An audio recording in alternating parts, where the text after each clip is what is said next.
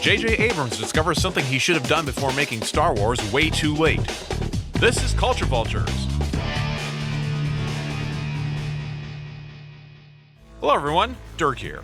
While doing press for the 10th anniversary release of Super 8 on 4K Blu-ray, J.J. Abrams did an interview with Collider, and the subject of the Disney Star Wars trilogy came up, and in what can only be described as a no bleep Sherlock insight, he says he's realized after over 2 decades of making movies and television shows, it's good to plan ahead.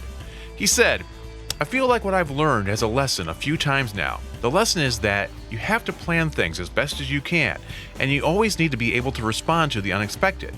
And the unexpected can come in all sorts of forms, and I do think that there's nothing more important than knowing where you're going.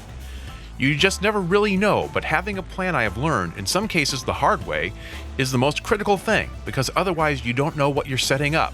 You don't know what to emphasize, because if you don't know what the inevitable of the story, you're just as good as your last sequence or effect or joke or whatever, because you want to be leading to something inevitable." Well, wow.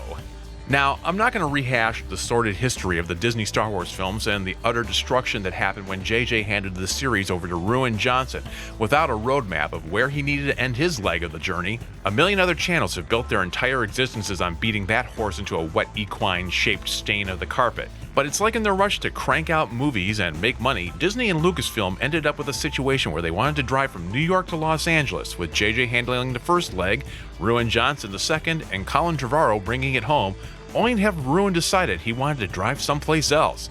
So JJ meets Ruin in Louisville and hands over the keys, and Ruin initially heads west, but while he's driving, Colin had to drop out because of reasons.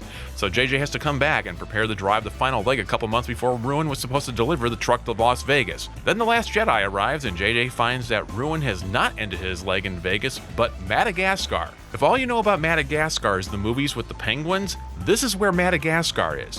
The big thing to the left, that's Africa. So JJ had to unfornicate Ruin's vandalism and get the truck back into the Western Hemisphere before being able to bring the shambles home. All because instead of telling Ruin he needed to drive it to Vegas, Kathleen Kennedy said, "Do what you want, my ginger beloved." And because Ruin felt that Central and Mountain time zones were populated with the cast of Deliverance, he noped his way to oblivion. Now, there is no excuse for what happened other than greed overwhelming common sense. Now, the fact that they switched from a 3-year production cycle for the first 6 episodes to a 2-year cycle for the Disney trilogy may have been a factor, but remember that when New Line literally bet the farm on the Lord of the Rings trilogy by filming all 3 movies simultaneously in a 15-month principal shoot, they were working from an overarching plan controlled by Peter Jackson, who had an 1,100-page roadmap to follow to the finish line. If Fellowship of the Rings had stunk or flopped, the studio would have been decimated and the other films may not have even been completed. There's also this pesky thing called the MCU, where Marvel was able to tell a story over 20 movies with breadcrumbs leading to the final loaf scattered throughout, so don't say planning can't be done. And no matter what you think of the Star Wars prequel trilogy, you can't say George Lucas didn't know where he needed to be at the end of Episode 3, with Luke and Leia being born and Anakin Skywalker ending up in the Darth Vader suit. So JJ now realizes about 8 years too late that perhaps they should have thought these movies out a bit more thoroughly. Good for him. Understanding your past failures should help you not remake the same mistakes in the future. Though the fact that he's involved with this Black Superman debacle indicates there may be no fixing his problems. But the real question is, when is Disney going to smarten up and give control of Star Wars over to Jon Favreau and let him toss the Disney trilogy into a black hole, which Disney just happens to have, so that he can then plot the jump to lightspeed to a better cinematic future for the Force? Favreau did launch the MCU with Iron Man after all. If you enjoyed this video, would you kindly do the needful and click the subscribe and bell icons? Give us a thumbs up and share this with your friends and enemies so we can be everyone's little secret. You'll also find links to this interview and all our monopolistic social media things down in the description.